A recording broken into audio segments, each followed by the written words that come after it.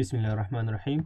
در این ویدیو ما میخوانیم درباره اریز و پوینتر که ما چه قسم توسط پوینتر یک دیتای اری را ما اخذ کرده میتونیم و یا هم اکسس میکنیم. پس اینجا اسم فایل را نوشته میکنم.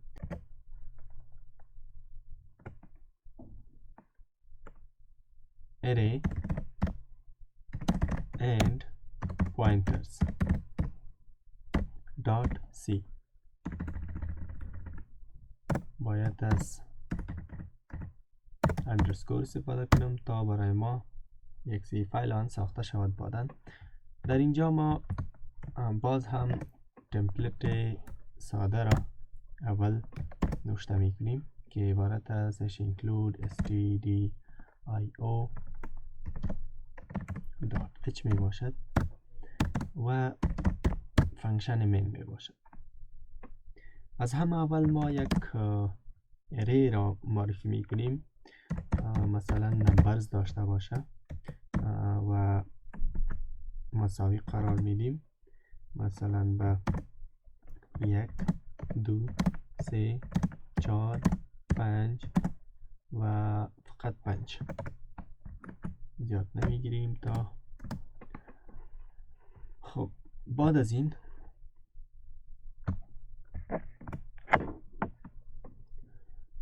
ما چی میکنیم؟ یک وریبل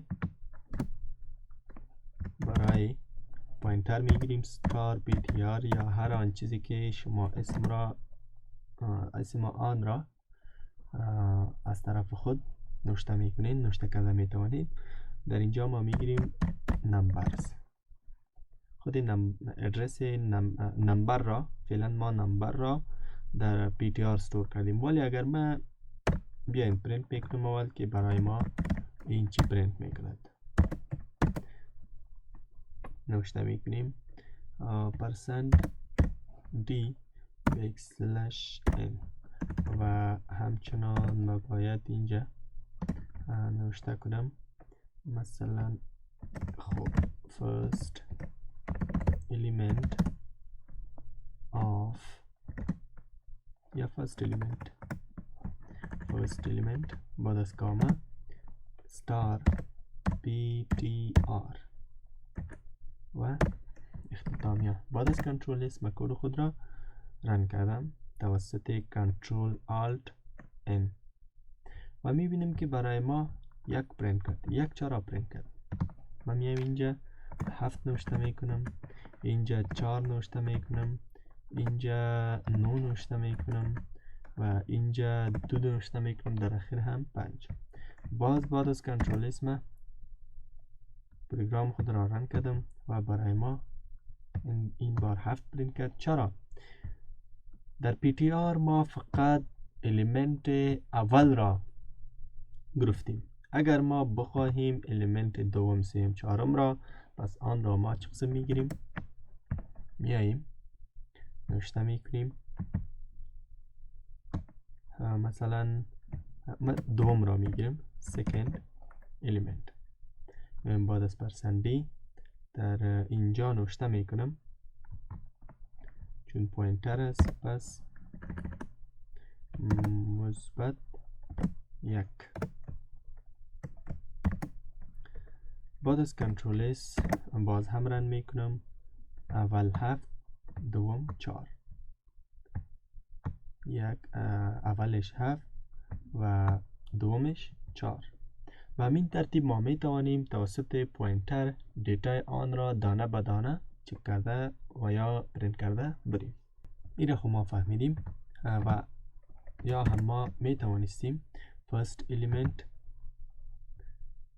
در اینجا ما چی می گرفتیم؟ نمبر.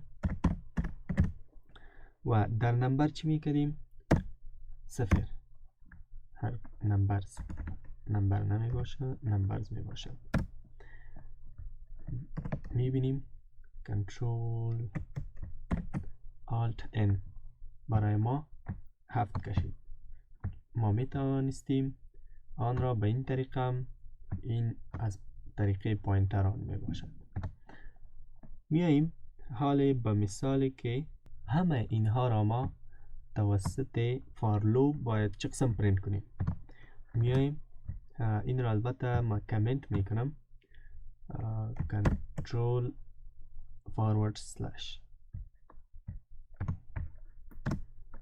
و در اینجا نوشته میکنم فار یک تمپلیته که خب در اینجا من نوشته میکنم پوینتر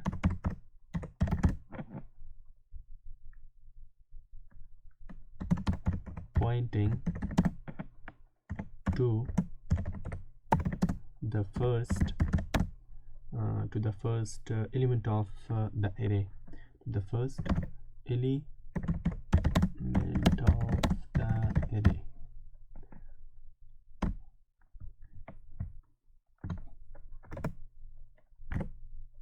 خب to the first element of the array و میایم در count چون دیتا ما 1 2 3 4 5 می باشد، پس نوشته میکنم 5 و از صفر به خاطر شروع میکنیم الا 5. خود 5 را نگیره.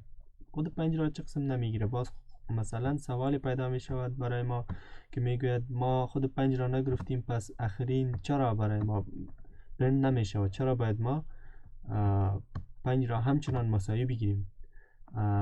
دوست عزیز، در اینجا ما از صفر شروع میکنیم. از صفر چطور شروع میکنیم؟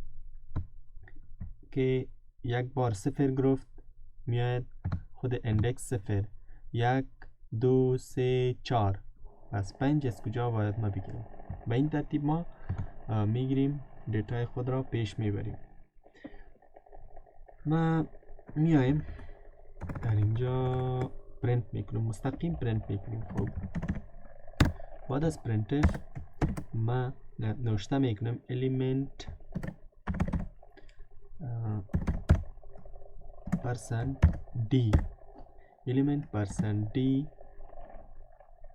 بعد از کالن باز یک %d میگیرم و بکسلش n به خاطر ما بار میگیریم که نشود در جای بعضی از دیتا ها مثلا یک جای میاد در یک خط که ما هر بار پرینت بگیریم. با خوب پرکتیس خوب می باشد تا ما از بکسلشن استفاده کنیم. در اول ما برای پرسنده اول آی میگیریم و برای دوم خود ptr آی البته از اینجا این را کاپی میکنیم و میاییم پیست کردیم مثبت آی. یک بار هر بار قدر آی بالا رفته برود. با این منظور که جمع شود. چه قسم جمع شود؟ وقت صفر رفت صفر را آورد در اینجا قیمت صفر را مثلا چون قبلا ما گفتیم که ptr چی میکند؟ با ادرس آن کار دارد، پس به همین ترتیب هر بار ادرس آن را میگیرد. بعد از کنترل اس ما پروگرام خود را رن میکنیم و میبینیم که اندکس 0 اندکس 1 اندکس 2 3 و 4 قیمت 8 اینی میباشد. خب میایم میبینیم که چه قسم این دیتا برای ما پرینت شد. ما گفتیم نه که ptr دیتای اول را برای ما چی میکنه؟ پرینت میکنه.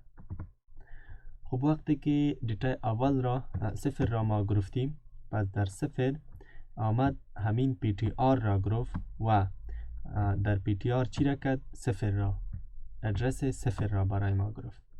وقتی ادرس صفر را دید هر آن چیزی دیتا بود برای ما آورد پرینت کرد. به همین ترتیب یک را گرفت، در یک دید 4 بود، در دو دید 9 بود، در سه دید اندکس 3 البته به همین ترتیب در اندکس 4 5 بود. بس همه آن را برای ما پرینت کرد. این بود درس امروزی ما که ما خواندیم چه قسم توسط پوینتر یک دیتا و یا الیمنت های اری را چه قسم ما اکسس کنیم و آن را پرینت کنیم. پس تا بعد، خدا نگهدار.